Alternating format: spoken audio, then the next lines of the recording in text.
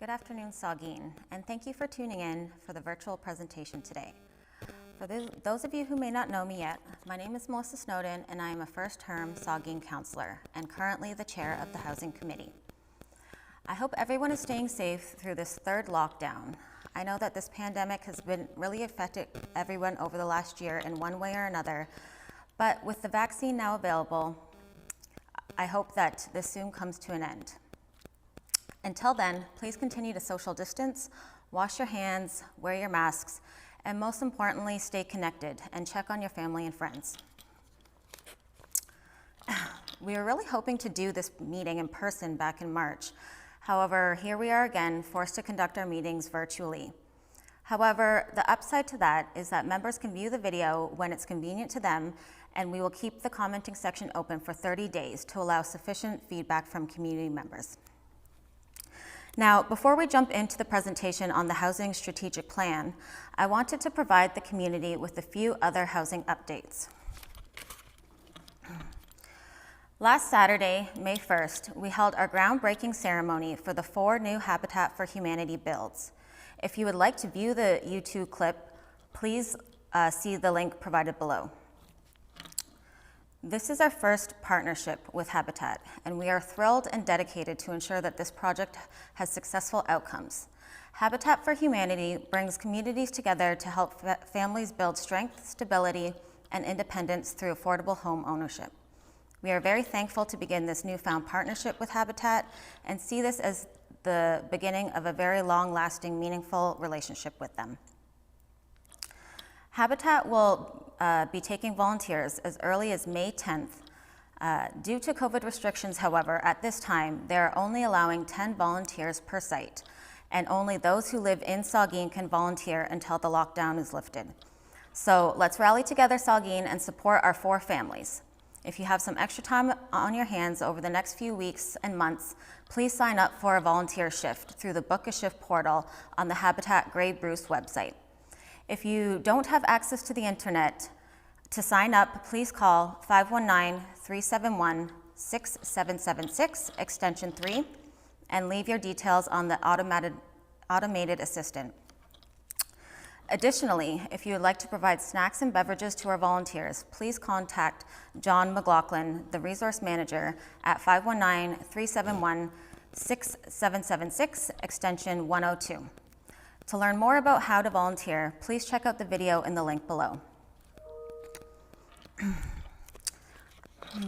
Moving on to the next update, our housing department has recently handed out packages door to door for community members who live on reserve. Within these packages is some valuable information to some free energy efficient upgrades for your homes.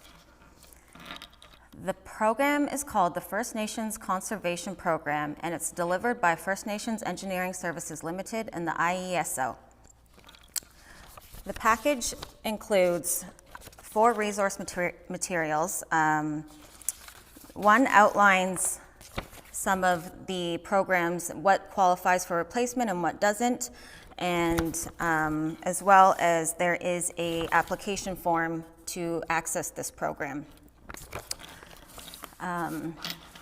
This information will also be available on our website at www.saugeenfirstnation.ca. And if you are interested in this free service or would like more information, please contact our housing youth intern, Darren Kimwan, at darren.kimwan@saugeen.org, or you can call 519-353-8460. And just please note that applications for this program are due May 31st, 2021. The last thing within this housing package is a spring maintenance list for basic home care. So this one is a really nice resource piece for those who already own their own homes. So I just want to say thanks to the housing department for getting this package out to the Saugeen households, and I hope that those who are interested apply for some of the free upgrades. Now, moving on to the main purpose of today's presentation. Joining me today is Scott Flamond of Flamond Management Services. He is the consultant that completed a housing analysis and draft strategic plan for our housing department. This work began last term as the previous housing committee seen the need to really begin addressing the housing concerns here in the community and wanted to create a proactive plan forward. So I wanted to take the time today to say a big thanks to last term's Housing Committee for setting this plan in motion and giving the new committee a good place to begin. Speaking of our new committee, I'd like to acknowledge them this afternoon as well. This term's Housing Committee consists of myself as the chair, Councillor Gail Mason-Stark as the co-chair, and community members Mark Mandawab, Aaron Kuwakum, Vicky Cameron, and Cherie Ursler. Since the beginning of their term, these community members have shown dedication and commitment to this committee, attending regular meetings as well as the training provided. It's great to have support of this awesome team alongside me as we try and move plans forward and begin solving our current housing crisis. So without further ado, I'd like to turn it over to Mr. Scott Flamond, who will now walk you through the presentation for the strategic plan. Thank you, Melissa. Morning, everybody from Wikwemekong. My name is Scott Flamond. I'm a band member of Wikwemekong. I'm very happy to be here today and to present your strategic plan. I've been working with Saugeen First Nation for the last 18 months. We've seen a lot of changes in those last 18 months. You might have noticed we've updated your housing. We created a new housing policy. We created a new home ownership program so that band members in the community could either build a new home, purchase a new home, or renovate an existing home that they own. So you can access that program through the home ownership program, and you deal with the Bank of Montreal.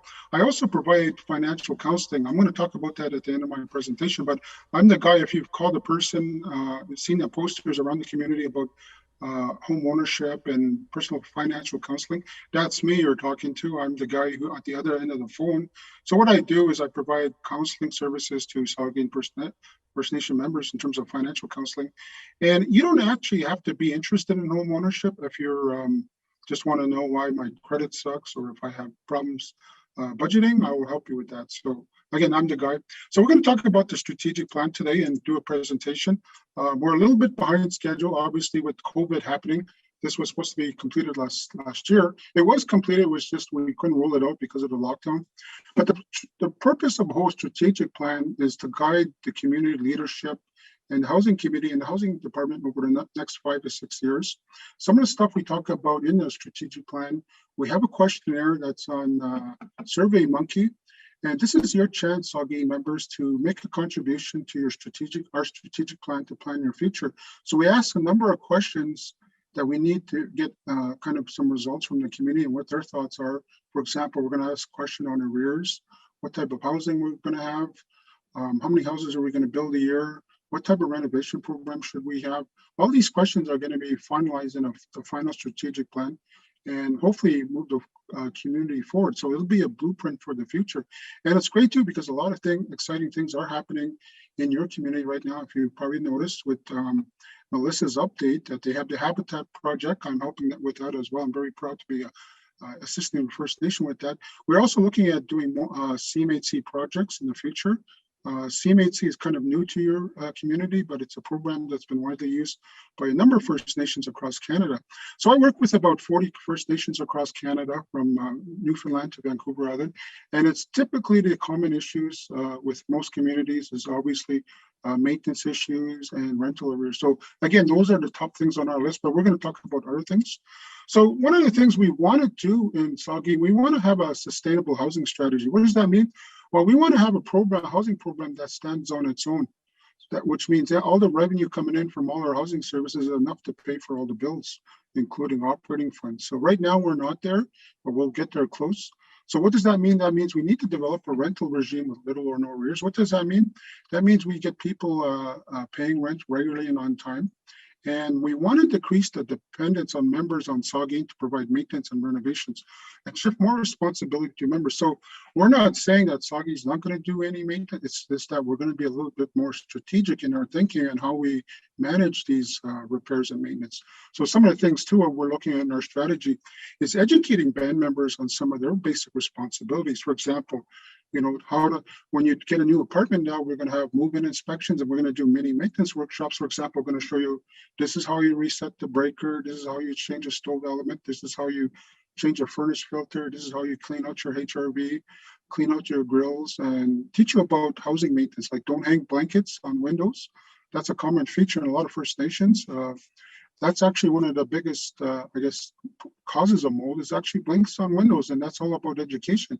So when you put a blanket on a window, you're creating a hot cold zone with no air circulation, and that causes mildew buildup and condensation on the windows, which leads to mold. And that's a serious problem because our building code today, these houses are so airtight now.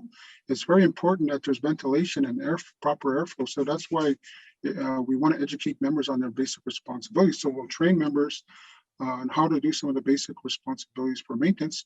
And if we do these little things, it's going to go a long way in making sure our houses last. One of the other things that we're building into which is in the housing policy and the strategic plan, is doing annual inspections on band-owned rentals. And the reason we're doing that is we're catching these minor repairs before they become major repairs. For example, leaky faucet in the kitchen. The bathroom vanity. What happens if we don't fix that after 5 years? Well, on an annual inspection, we will catch that right away. And if the tenant doesn't know how to change it, housing department will fix it, make sure it doesn't leak anymore. But if we didn't do annual inspections and the tenant didn't fix that, well, you know what will happen in 5 years? Instead of a 10-cent job to change that ring on the faucet, now the water leaks under the vanity, maybe rots out the subfloor. Now a 10-cent job just became a $7,000 job. We got to get a new vanity, maybe we have to deal with some mold issues and maybe a new subfloor. So that's why it's important we do these annual inspections so that we get these minor repairs. And the other thing too, by doing these annual inspections, these houses are going to last longer than 25 years. Why can't we have houses last 30 or 40 years? We can. It's just a matter of maintaining them and ensuring that there's proper maintenance and yearly maintenance, not maintenance every 5 years. So that's some of the things, how we're going to reduce the dependence on the First Nation. So I'm not saying we're not going to do any maintenance, it's just we're going to be a little bit more smarter, a little bit more strategic on what we do. Okay, so implementing sustainable. So one of the things we're going to do, obviously, and that's why the purpose of this presentation and the questionnaire, we want to consult and inform and educate the message of cost of housing and promote sustainable housing in the community. So we're doing engagement sessions, information sessions. So this is the first of one. Some of you has probably been to some. I remember we did one with the home ownership program. I think we had about 30 band members crowded into the council chamber. So these are sessions that we are going to continue. Other sessions we are going to restart once COVID is over, is we're going to do personal finance workshops. We're going to continue with those maybe every 2 or 3 months. And then the big thing is the community outreach, which will be led by me, where I meet with band members one-on-one. And we talk about financial issues, or if they want to build a house, I'll work with them to qualify and look for issues and concerns and actually help them through the process of building a house and making the right decisions. And then we want to implement and enforce a sustainable housing approach. Again, going back to our housing policy, which we did about 18 months ago or 19 months ago. So we're going to go back and enforce the housing policy. What does that mean? A lot of people think the housing policy, the purpose of a housing policy is to serve as an eviction tool or collect rent. And that's not true. The purpose of a housing policy is actually to make sure that these houses last long. And that's the sole purpose of a housing policy.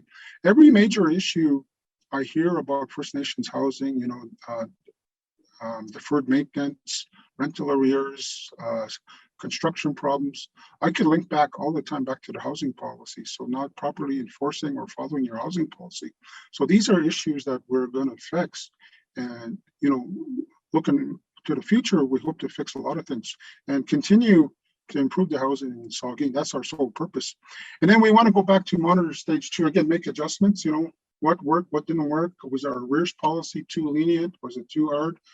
Maybe we should do biannual inspections instead of annuals to help new band members out. So these are some of the stuff that we're going to look at. We're always looking at tinkering our plan. How can we improve the housing for band members in the community? So there are 7 areas we look at, and then we generate a 5-year projection. So the first area we look at is arrears management and rental regime. So we set goals and targets. Repairs and maintenance. So when I say repairs and maintenance, I'm talking about band-owned units, not personal. Private. And then when I talk renovations, I'm talking about any private homeowners. And then new housing, we're talking about what type of new housing is available, what should we target, what should we build. So we're not only talking about band rentals or band-owned units, but we're also talking about private home ownership. What are some of the tools we can give band members so they can build build or buy their own house in the community. And then a big thing is we're going to concentrate is quality control. We're going to look at issues in terms of construction. What are some of the issues that we can do, and what are some of the strategies we can adopt to improve quality of housing and services in our community? And then we're going to come up with a communication strategy. We're going to come up with a strategy so that all the Saugeen members are informed of all the services available through them, through the housing department, as well as their responsibilities. So we're looking at doing posters, brochures, tenant handbooks, maintenance brochures, perhaps even contests for people with the nicest yard. These are some of the stuff that we're looking at. And then we're talking about capacity development. So what type of training do we need for our community, not just our community members, but our housing staff, our band staff, our housing committee and chief and council? How can we, what type of training is available out there for them so that they can improve their skills, which if we can improve their skills, then that means they'll be in a better position to serve the community members of Saugeen. So that's one of the reasons capacity development is very big. And from that, we develop a 5-year plan based on these 7 initiatives. So, okay, so when we set a rental arrears strategy, the goal is to identify possible solutions and deal with this. And we're talking about these historical arrears. I'm not talking about your new rental arrears. Your rental arrears actually right now are very low. It's these historical mortgage arrears from a number of years ago. So when we set up a strategy, we want we want to meet 4 goals when we set up a strategy. First of all, we want to be fair to all tenants. So there are a number of people in the community who paid rent or the mortgage religiously and faithfully. So we got to make sure when we're coming up with a strategy, we got to keep them in mind. We want to be accountable and transparent in the process. So we want to make sure that we're treating everybody the same. So we're not giving any special treatment to any one particular person. We want to give you viable options that are accepted by the community, Saugeen, and workable for members. So if you're in arrears, we're not going to set you up by failure and say, okay, Melissa, because your arrears are so high, you're going to have to pay $1,200 or $1,300 a month. No, that's not what we're going to do. We're going to work out something, if it's adopted, a repayment plan that you can live with within your budget. And we want to ensure that this builds a foundation for sustainable housing programs. So the reason we do that is we have new tenants, we have new housing programs, we have new rentals coming. We want to demonstrate to our new homeowners and our new tenants that Saugeen is committed to treating everybody the same. And we're not going to let people off on arrears who owe thousands of dollars to the community. And one of the reasons we want to do that, well, people talk. And if other community members see that Saugeen let a lot of band members off with these huge arrears, then they'll say, why should I pay? And, it serves as a domino effect. So that's why it's important we keep these objectives in mind. So the current arrears, there are currently 122 housing mortgages and renovations loans with 42 accounts or 35% arrears. The arrears total 1.2 million. That's a staggering amount for a small community. So that's 43 accounts, 35%, over 1/3 of our accounts in arrears. The arrears for capital housing mortgages for new homes and remains the most pressing issue. So this is the biggest issue we have in housing right now that they want to deal with. We did present it to the housing committee, and they felt we should go to the community and get their input. And that's why we have it on the Survey Monkey. So the arrears, what strategy is fair to all band members? Keep in mind, even though I said 43 accounts are in arrears, well, that means there's about approximately 80 people, 79 people who are not in arrears. So they paid faithfully. So how should we treat these 43 accounts that are in arrears? So 65% of the accounts are making payments. So, a majority of our band members are making payments. So we need to be fair to everyone. We need the community's input on this issue. So what's the strategy? So number one, should we require full payment arrears? So we continue to charge these members that are not paying, that we continue to send letters to emphasize that they need to pay just like everybody else. Or do we increase the term of the mortgage agreement to collect arrears over an extended period of time? So the original agreement might have said 20 years, maybe we'll extend it to 30 years so that then the payments are spread out over a longer term, but we still collect the money. Maybe we make a member obtain a loan to pay arrears. So they go to a bank, borrow money to borrow arrears. Unfortunately, we can't force members to get a loan. Chances are some people might not have the greatest credit, so they would need some form of band guarantee. So that's probably unlikely. How about the member pay 50% and Saugeen forgives 50%? Well, how fair is that to the 65 accounts that are paying, that are in good standing? So if we're going to give this 50% forgiveness, how are we going to treat the other band members who have paid faithfully? So again, these are some of the pros and cons of each strategy. Maybe we go to small claims court. Obviously, that is an option. We can go to court. A few obstacles: we would have to hire a lawyer. Will create a lot of backlash in the community, and some people still won't pay even if we do take them to court. And there's also a statute of limitations on how far back we can go on the arrears. So that's another option.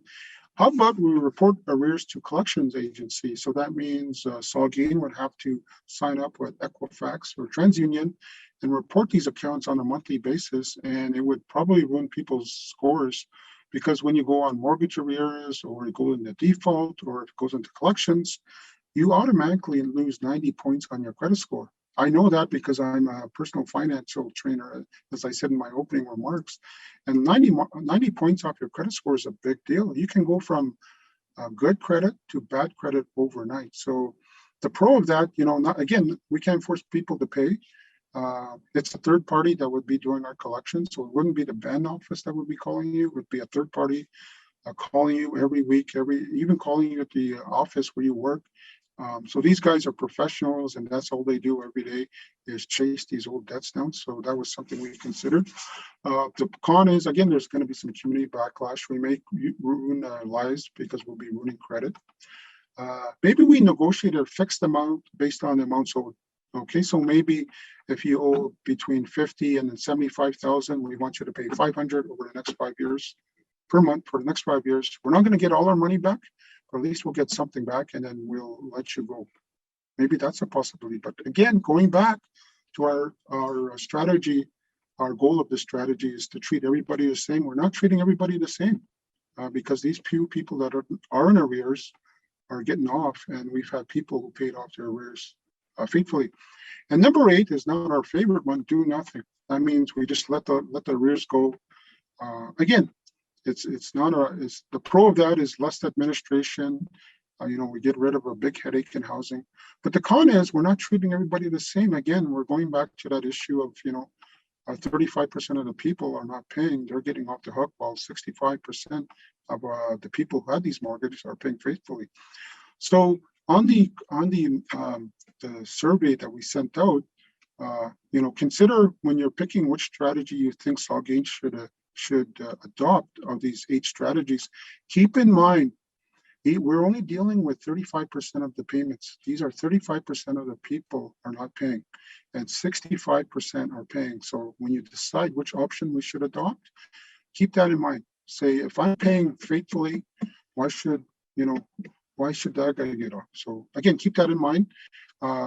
As Melissa said in her opening comments, she's going to leave the comments open for about 30 days. So if you have comments regarding the strategy, or answer the Survey Monkey and put your thoughts in there, and seriously think about what strategy we should adopt, okay, when collecting these old arrears. And then the arrears strategy. So we want to reduce arrears by 50% a year for the next 5 years. Again, develop a strategy to deal with rental historical arrears. Again, developing a risk strategy, what appropriate strategies for the community, and that's why we're going to the Survey Monkey. So you'll be able to put your 2 cents, 5 cents in and decide which strategy you think is appropriate. And then once we deal with these old historical arrears, the next step is we got to look at the rental regime. What does that mean? That means we build a practice of everybody getting used to paying for all their houses. If it's a band owned or private, you need to get used to paying. There's no such thing as free housing. Even these Habitat for Humanity project that you were talking about, that Melissa talked about, which is a great program, even they have to pay every month for the house for the next 25 years. So it's important that we build this mindset into people's minds that there's no free housing in the community anymore. We have to pay some form of rent or mortgage if you want housing. And that's what makes these projects viable. If we want to do more projects, Saugeen needs a steady commitment from the community that we will be paying rent. Now, these rents are very affordable, because if you look at the rent in Owen Sound or the neighboring communities in the Bruce County, these rents are very low. It's very subsidized. So even though it's rent, it's actually very low rent. And some of the rent doesn't even add up to the cost of these houses because it's a social housing program.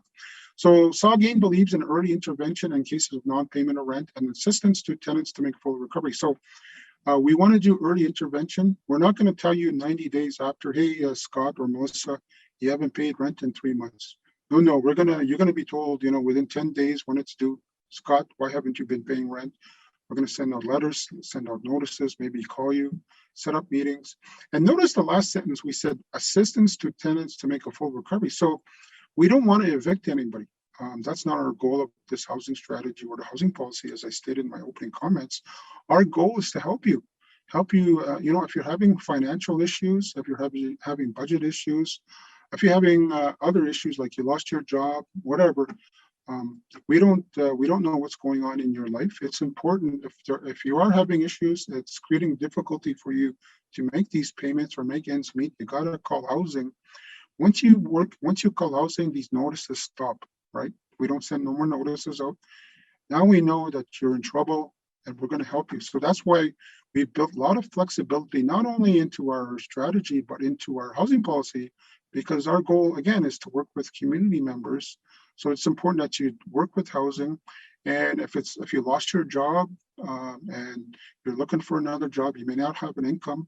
And then we may work with you and defer some of the rent payments till you get back on your feet, and help you get caught up through a rental recovery agreement. So we have these options and tools in place to help you. So if you know in advance you're not going to be able to come in on the first to pay your rent or your mortgage, call housing and just let them know, sorry, John, I can't make it in. This happened. I may be in on the 10th or the 5th or whatever, but you got to come in, work with housing, and get your payments either deferred if you're having difficulties, or work with them to restore your name and your credit with the bank. So again, we're very forgivable. We believe in social housing, and we're here to help band members. That's the sole goal of this strategy in our housing policy. So the rental regime, so some of the steps we're going to take is, again, we're going to review the default management section of the lease agreement with each tenant. So every time you come in as a new tenant, we're going to go over the consequences of not paying. Your first notice is 10th of the month, second notice is 20. 30 on the 30th day, you get your third and final notice, giving you 10 days to pay. So we go up to 40 days before you actually get an eviction notice. But we hope we never get there. And I think we've never gotten there in a long time. A lot of our tenants today are very cooperative, and they inform John, if they're having issues. Again, call the band office if you know you're not going to be able to afford rent. The other thing we're going to do is a lot of people just don't know how to budget. They may have money to pay rent, but because they lack the budgeting skills, they just don't know how to budget for housing. And that's where I become involved. So I work with people to show them how to do a personal budget. The other thing too is we'll have, like I said in my opening remarks, we're going to have community personal finance sessions, which will include personal budgeting. So I do work with people up to 6 months on developing a personal budget and monitoring it. A lot of people I deal with actually do not do a budget, and there's a reason. Because they know they're in financial trouble. And the saying is, ignorance is bliss. They know they're in trouble, but they don't really want to face it. And that's where I come in. When I do a budget, I could see where the trouble is. And then I help them, get out of trouble, dig themselves out of debt, and kind of restore their credit. So that's the whole point of those workshops. And then enforcement, again, early intervention. Like I said, we're going to go follow the housing policy to a T.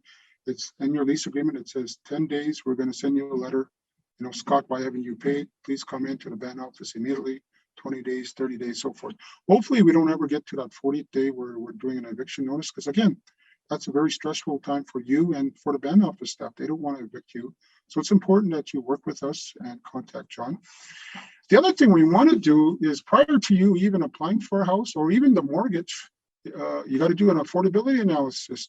We want to make sure if you're going into rental, you can afford that. And same thing with a mortgage. If you're going to buy a house, we're going to make sure you can afford that house. And there's 2 checks we got on if you're going to do affordability analysis on rental, we do analysis of somewhat people working. We take their gross monthly income divided by rent. And if their factor is greater than 3.0, that means they're spending less than 1/3 of their income on housing. So in theory, they should afford that house. If you're below 3.0, that means you're spending half your income on housing. you cannot afford that place because you still got to buy groceries, you got to buy utilities, and so forth. And there's no way, and we're not going to set you up for failure. For people on social assistance, same thing. Ontario Works, we're actually would income test you because we got to make sure your shelter allowance, which is your rent, and your heat and hydro is going to be sufficient to pay the heat and hydro and the rent for that house you're moving in. So we're going to make sure that you can afford it. Same thing with mortgages. The things we look at is credit score, like 680, and we look at TDS ratio. So these are things that we have in our toolbox to ensure that people are going into the appropriate size housing based on their existing financial circumstances. And then the rental agreements, we're thinking maybe go year to year. That's something we may decide to do. Again, it's just in the plans. And what one of the clauses that we'll add is that only tenants not in arrears would be eligible to sign a new lease agreement. So March 31st, if you're in arrears, you will not be allowed to sign a rental arrears new lease agreement, which means you're evicted. So the exception to this clause, the way to get out of that is if you know you're in arrears March 1st, March 2nd, and housing will inform you, and then you sign a rental recovery agreement. So you don't have to pay all the arrears by March 31st, but if you just have to make a commitment that you're going to pay extra April, May, June, or July to catch up. So these are some of the options that we're looking at.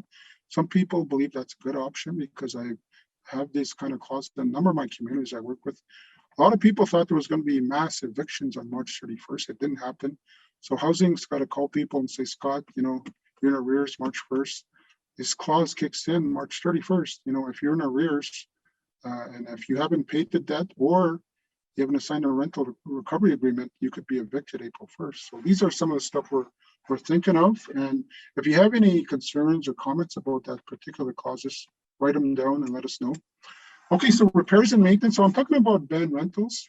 So we want to, Saugeen will provide and maintain the residence in a reasonable state of repair suitable for occupation by the member. So we want to make sure not only that it's a comfortable place for you, but we're looking at health and safety issues. Are there mold? Is there leaking pipes?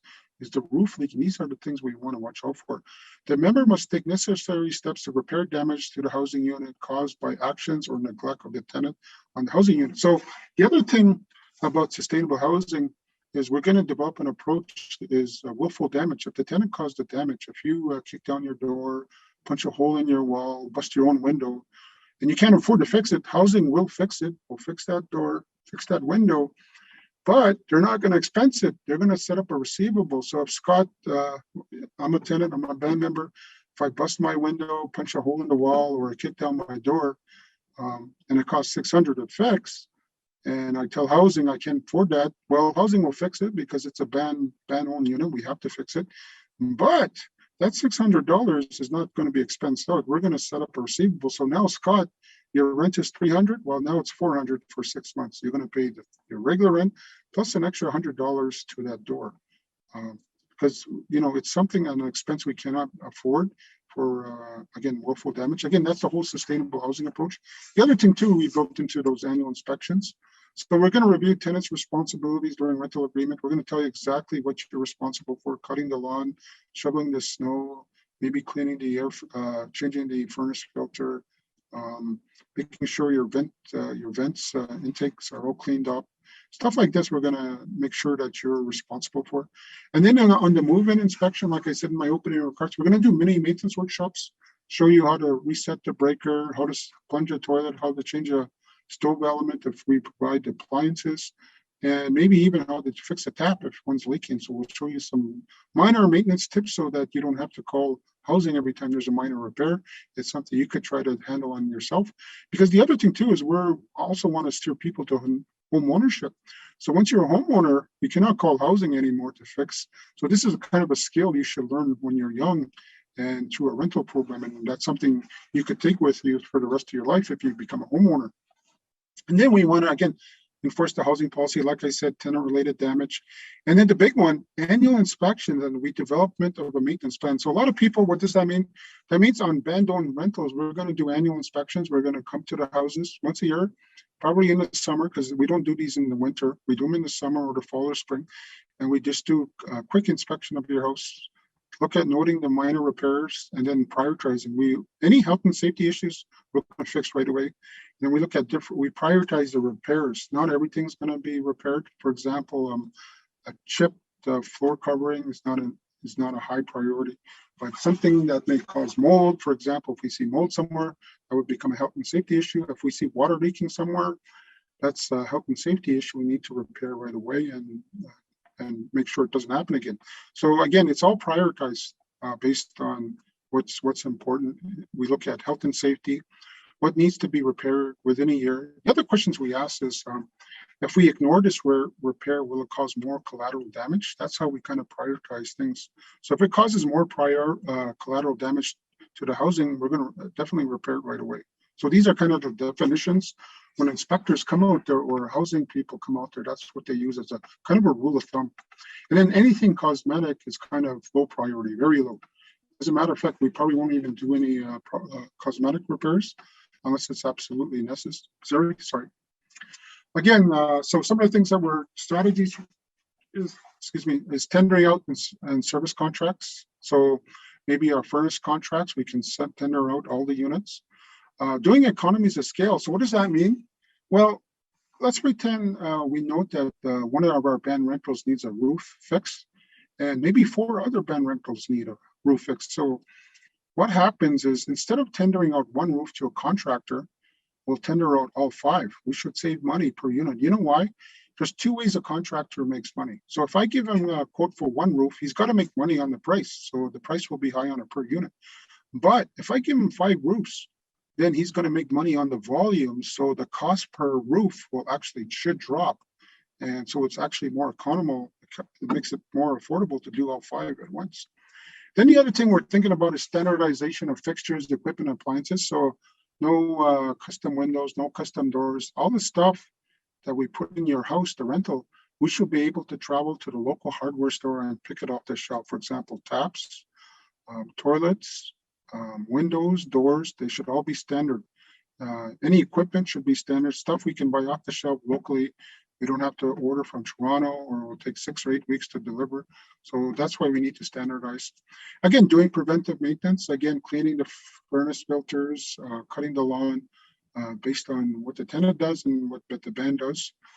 Performing responsible postponement. So that's a term that was coined by CMHC. What does that mean? Well, it means, for example, if your roof is leaking in February or March, it's not a good time to change a roof in the winter. So we probably won't change that roof, but we won't ignore the repair. We'll do a bandage repair. Okay, that's what it's called. So it's called responsible postponement. So if your roof is leaking in January, February, we'll go up there, patch your roof. We won't replace it because we're not going to fix that. We probably are not going to fix that in the winter. So we'll patch it, and then we'll come back in the spring, April, May, when there's better weather, and we can change that roof. And that's what responsible postponement means. It means we'll do a band-aid solution now until better weather comes. Or a lot of bands use it when they know they don't have no funds right now. They don't have funding for the maintenance. It's near the end of the fiscal year. They'll say, okay, we'll do a band-aid solution for now until we get new money in April, and then we'll fix it. So that's what responsible postponement means. And then obviously requiring tenants to do some basic maintenance.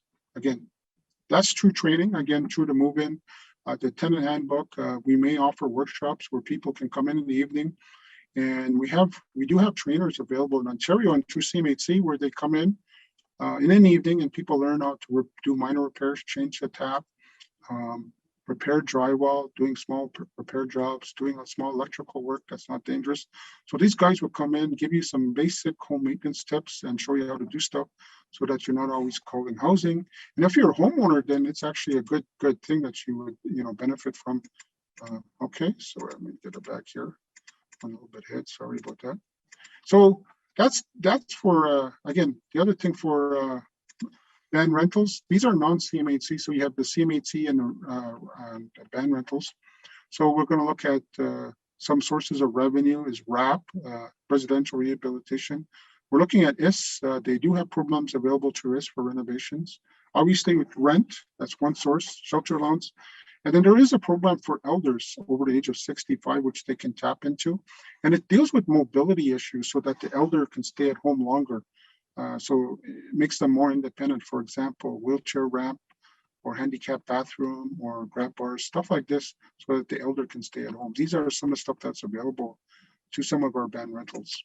Okay, what about private homeowners? What kind of services do we want to do in terms of maintenance or renovations? So in keeping in line with the sustained housing approach, program and service will be developed to encourage homeowners to renovate their own homes. So what are some of the things we're going to do? Again, we're going to develop some services. They are eligible for CMHC programs that I talked about, the RAP and the HASI, home adaptations for seniors. Some IS programs are available for private homeowners, but the ban has to apply. And then number two, we have this program now. It's through the Bank of Montreal. It's called First Nations Market Housing Program. And you can go to the Bank of Montreal, and it's the same rules if you have a house in Owen Sound or Bruce County.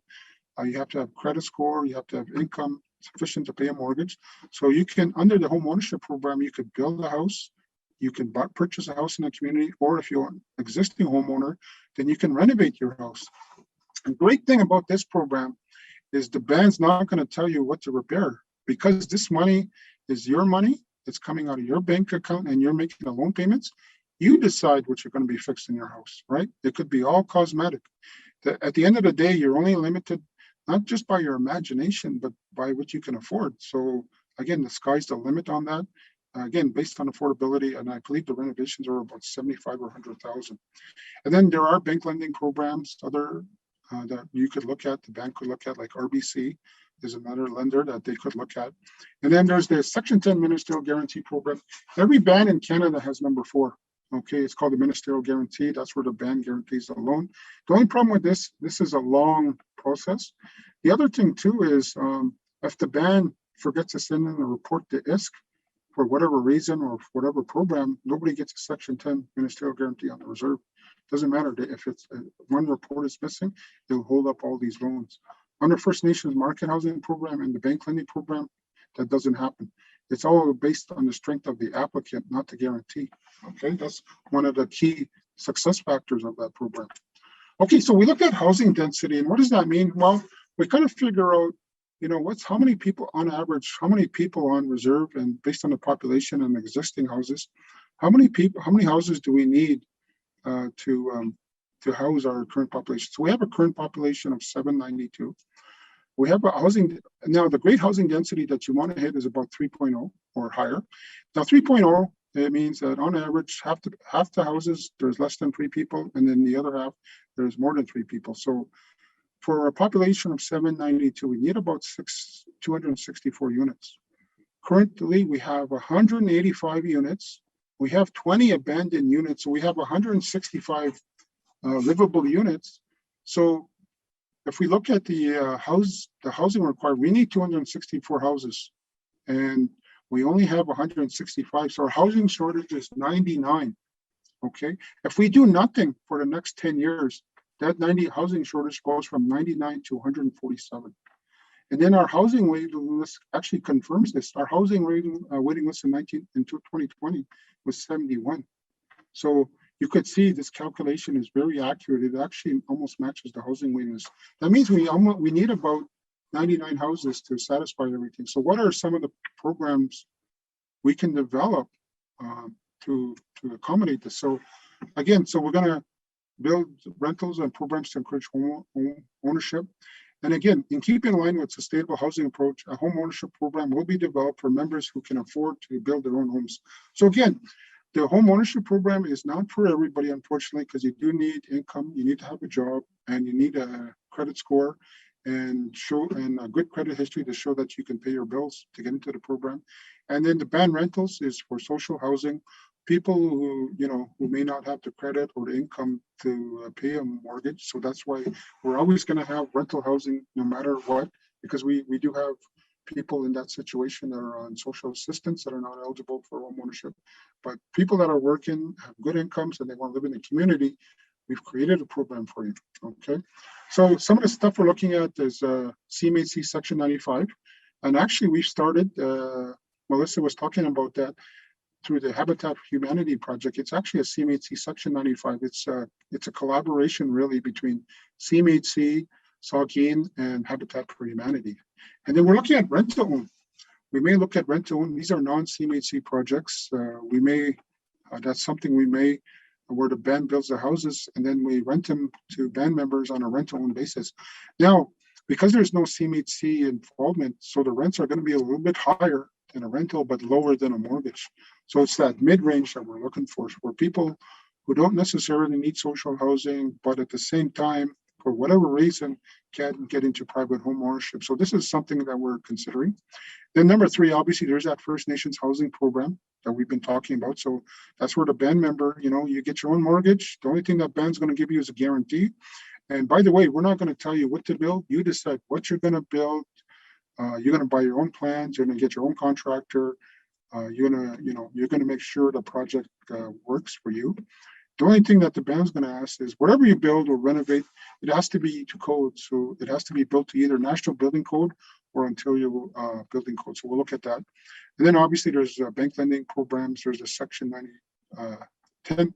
So some of the other things that we're looking at is the tiny home program. So without even looking at the stats for Saugeen, because I work with about 40 plus First Nations across Canada, I already know the biggest segment of the population that is not being serviced on reserve is actually single people. So we're looking at developing a tiny home program for single people so that they could rent these units. We can also use them for people who are homeless or people on social assistance who are single, and the rents would be very low. These are small units, so they're only anywhere from 300 to 500 square feet, and the rent could be anywhere from 300 to 350 bucks. So the great things about this is you could possibly fit two or three of these units on one lot, and they can all share the same septic because it's only three people. So that's one of the programs that we're looking at. And then there's the developer approach. The developer approach is just like off reserve. The way it works off reserve, a developer builds these houses and sells it to the public. Well, that's something we may consider in the future because it's very stressful building your own house because you have to have blueprints, you have to keep on top of the contractor. We're looking at the possibility of maybe Saugeen building these houses. They've already done it, and then turning around and selling them to band members. And that way, Saugeen takes care of everything. They take care of the contractor, they do the blueprints, they pick out all the siding and so forth. So all of that, and a lot of people, they don't want the stress of new construction. They would rather come into a house and say, I'll take it. And a lot of my communities I work with, they've done developer approach for about 10 years now. A lot of them have done it very successful. They actually have open houses, just like off reserve where they have an open house on the real estate. They actually have open houses. And sometimes in one of my clients, we had 2 or 3 people coming in on a Saturday afternoon to view the house. And these houses sold very quickly. So these houses do not look like band rentals. They'll be like hardwood floors, 2 bathrooms, finished basement, fireplace, hardwood, French doors, patios, maybe a carport or a garage. So these houses are really over the top, and they would sell it for the cost plus a little bit of admin fee. So these are some of the options we're looking at. And then we want to encourage a program to encourage redevelopment under First Nations Market Housing Fund. So we're looking at that for private entrepreneurs. We're considering if you're a private entrepreneur and you have the income and the credit, maybe we'll get them a private band member to build an apartment complex, a 6-plex or a 4-unit plex. And it's privately owned, but it's rented out by the band member. So that's something we can consider. A lot of First Nations are looking at that. There are people on reserve who have sufficient income and could be landlords, just like off reserve, but this would be on reserve, okay? So these are some of the programs we're looking at. Again, Section 95, we can look at rehab existing band rentals. So if we have old houses, we can actually put this under a CMHC program and rehab the houses. So if the house is 30 years old, falling apart, we can put another mortgage on it and fix the house, bring it up to standard, and then re-rent it out for another 25 years. Okay, that just give you some. So new construction rent-own program, Saugeen will need to contribute equity, keep the rents low and affordable. So I help a lot of bands through this program. So what I do is, I've done a couple of successful projects. So what I do is I work with First Nations on how to get these approved at a bank. You have to demonstrate to the bank that there's a debt coverage ratio that they have to meet as well. They have to demonstrate that the rents coming in are sufficient to pay the bills without any band contribution. So I work with bands on doing this. I work with them on doing an analysis report. And the ones I've worked on, they've been successfully approved by the bank. It's privately financed through a lender, either Bank of Montreal if you want to go through it. But it's a bank. The band gets the mortgage, they build these houses, and then they rent it out to band members on a 25-year a rental agreement under a rental basis. So at the end of 25 years, provided you've made all the rental payments, those 25-year rental payments, then the house is transferred to you. So it's another option of home ownership for members who may not be able to qualify for a mortgage on their own. So there's that tiny home I was talking about. Tiny, they vary from 300 to 500 square feet. And then again, we want to address single people. And the prices vary from 50,000 to 90,000. So again, the cost of construction. However, when I did this slide was from last year, obviously with lumber prices going up, this price might have doubled. And the rent's as low as 300, depending on the financing used to build these units. So this is one project that was done in BC. They built 4 of them for 50,000. So they got a $200,000 mortgage. Their mortgage payment was, their mortgage payment was 1,056, and they were getting 350 a month. So they were getting 16,000 a year from rent. The insurance was 2,400. The mortgage was 12,000, and the maintenance they set aside. So they had expenses of roughly 16,272. So they were breaking even on this project. So it's a very successful project. Again, you got to watch make sure all the rent's coming. This is why it's important that we set up this rental regime so that people pay rent regularly and on time. And then so we're doing the home ownership program. There's that First Nations Market Housing Fund. We have it in place. It's through Bank of Montreal. There's no Indian Affairs involvement. And then there's the Section 10 ministerial guarantee. There is Indian Affairs involvement. The difference between the two is one is very fast. Number one is very fast. You can get approval within 48 hours. Number two, even though the bank says you're pre-approved, Scott, I have to wait for this ministerial guarantee from Indigenous Services Canada. And that can take anywhere from a month to 3 months. In BC, it takes up to a year to get this. So even though I go to a bank now, I might not get approval until this time next year. So that's why a lot of banks don't use it. So number one, the approval process is almost immediate, less than 48 hours. You're told if you're approved. The other thing, I support this program. So because you're a client of First Nation Market Housing Fund, I work on credit counseling and helping people get into a home ownership program. So that's why even after the strategic plan is done, I'll still be around helping Saugeen members get into home ownership. So again, we're talking about quality control. In order to ensure quality control, Saugeen will need to develop some strategy to ensure homes are not only built to code, because we're always talking about make sure we build the code, but a lot of bands forget, let's ensure we have good workmanship too, and that only quality materials are used. So some of the things that we're doing is a material list. So when we're doing our band rentals, we want to look at developing a material list so that all our rentals have this type of material. For example, we're going to make sure maybe all our windows are triple pane for high efficiencies, that they have HRVs, this type of HRV in all our units, that's our balance.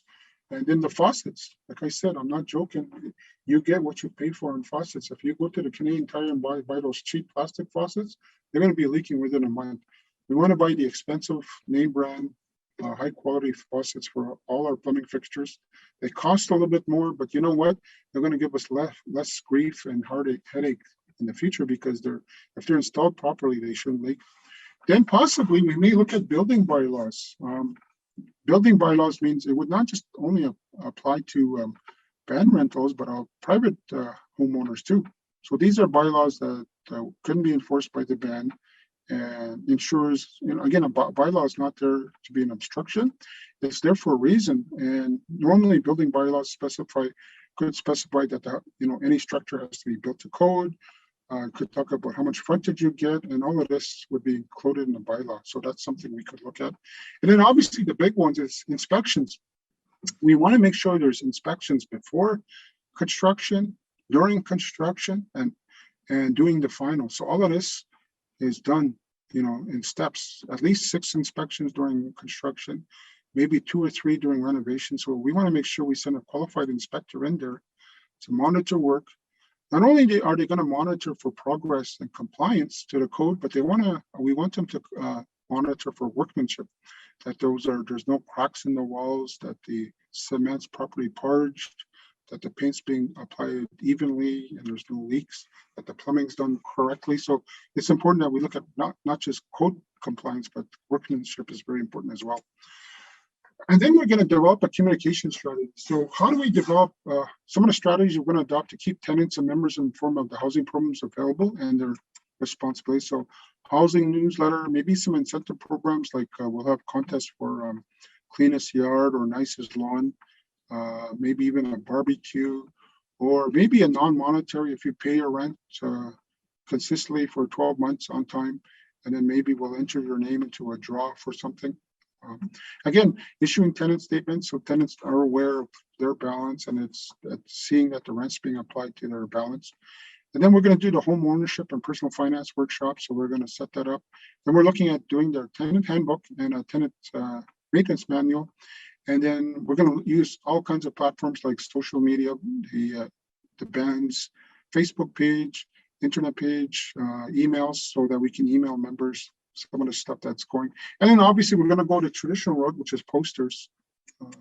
Again, capacity building, skills development and ongoing training to staff will be prioritized in order to better serve members. So not only staff, but also leadership if they're interested, and the housing committee. I've trained a lot of housing committees on some of the housing operations. So the better informed your housing committee, your leadership and your staff are, the better they're going to serve the general public, right? So some of the things we're looking at is housing policy, how to manage, charging and collecting rent. So what are the strategies in collecting rent from band members? Mold remediation, indoor air quality is very, these mold remediation and indoor air quality are very important today. As I said earlier, today's building code, our houses are so airtight today that if you turn off the HRV, sometimes there's no vent in the bathroom anymore or the kitchen. So if you turn off that HRV and 2 or 3 people take a shower, guess what? That moisture is not going anywhere. It's staying in the bathroom and that leads to mold. So that's why it's very important we teach band members about the operation of the HRV, and it improves air quality, but also it's mold remediation. Now, I live in an old house. My house is about 50, 60 years old. I don't really need a HRV because in the old houses, you probably noticed that they never had these mold issues that we have today. The reason there's no mold issues in these older houses is you can feel the draft on a cold December day. So the wind comes through, cracks in the windows, under the doors. These are old houses. They're not as airtight as today. So that's why we didn't have all these mold issues, 40 years ago. It's because we didn't have airtight houses. Again, we're going to look at Section 95 financial management so that we can better administer our program. And we're going to do home and property maintenance planning. So, what are some of the strategies we're going to adopt to maximize our resources? Because our resources are very limited. So there's a saying in housing maintenance that we have to abide by, and that's doing more with less. And yeah, I know a lot of people have probably heard that saying, but it's a saying that we have to apply to our maintenance program because the resources are quickly disappearing. The money's not like it was 10 years ago, 15 years ago. So it's important we adopt these strategies. And, we talk about some of these strategies that we can do so that the maintenance, we don't get hit by a big maintenance bill. And that's why we do annual inspections, really. Okay, so here's a 5-year plan that we've developed. Okay, so rentals or rent to own.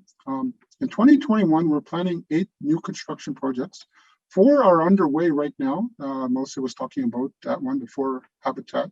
We also applied for another 8. We know we're going to get 4. And then we're going to apply every year to CMHC for the next 5 years. Well, the maximum houses we can get is 4 a year. So we're hoping over the next 5 years, we'll get 24 band rentals. Then under home ownership, we're very conservative. We're hoping, at least in 2021, this year, we're hoping 2 people go into home ownership. That's where they go get a mortgage and build their home. And then from 2022 to 2023, our goal is to get at least 3 people per year for the next 5 years. So hopefully over that 5-year cycle, we'll have 14 people in new housing construction. And then renovations, again, we're very modest in our estimates. We hope I hope we miss our target. I hope it's a lot higher than this. But we decided let's be conservative and hope that 1 person this year accesses the loan program to renovate your house. 2022, 1 again, and then 2023 we started increasing. So we're hoping over 10 years we'll get 10 band members. These are private homeowners, come and borrow money under the program and fix their houses. Again, we just put an average loan of 50. You can actually borrow up to 100,000, but most people I don't know if they'll borrow the full 100,000. But again, these are repairs that they could be all cosmetic, and because it's your money, your loan, you decide what you're going to renovate. Same thing with the home ownership. And then the renovations, like private home, we're looking at 2 or 3, maybe 14 under a ban repayable option. So there's 120,000 a year. So 600,000 over the next 5 years. So we'll renovate 14. And then ban rentals, maybe renovating 1 a year under our, again, a $25,000 average. So we're looking at, on average, our renovations being at $25,000 and renovating about 7 ban rentals. So over the next 10 years, we're hoping to build through the ban rental program and the home ownership program, 38, very conservative number, 38 new units and 31 renovations. Obviously, we're not going to get nowhere close to our housing shortage of 99 or 71 people on the housing list. This number could change, though. I mean, if it could be higher too, because if we get more people under home ownership, then obviously that's going to make a big impact on our numbers. Or if we build more rentals, we decide to do another option where the band does a rent to own and does their own financing, we could do more rentals than the CMHC, outside of CMHC. So that's some of the stuff we're looking at. Again, this is just a plan.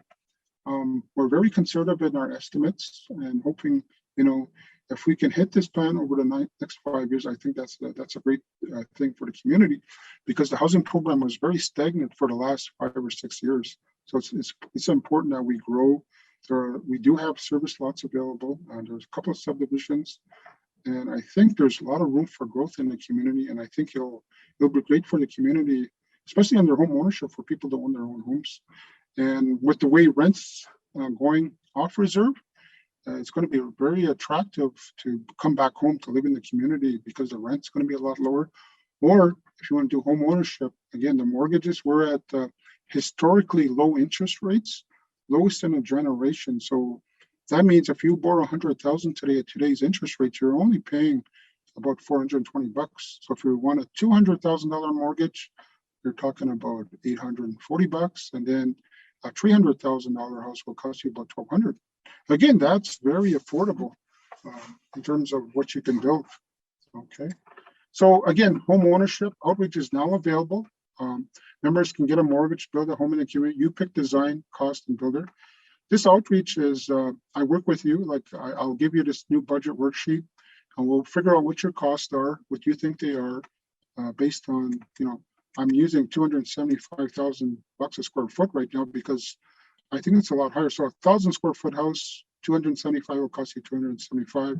Then there's a sewer connection, electrical, landscaping. So we're looking at your housing cost about 200, 3%. So maybe 280,000. Architect or your plan. So that's how we arrive at a house for 390, which is 300,000. These are some of the costs that you would absorb when building a house. It's not just about construction, but you got to do the sewer, septic, and all of that. Okay. So this poster, if you've seen around the community, this is me. So this is who you're talking to. I'm at the bottom. This poster has been around. So right now I'm getting about 2 or 3 calls on average per week from Saugeen Bend members. Again, it says, are you interested in home ownership, renovating your existing home, or purchasing a home?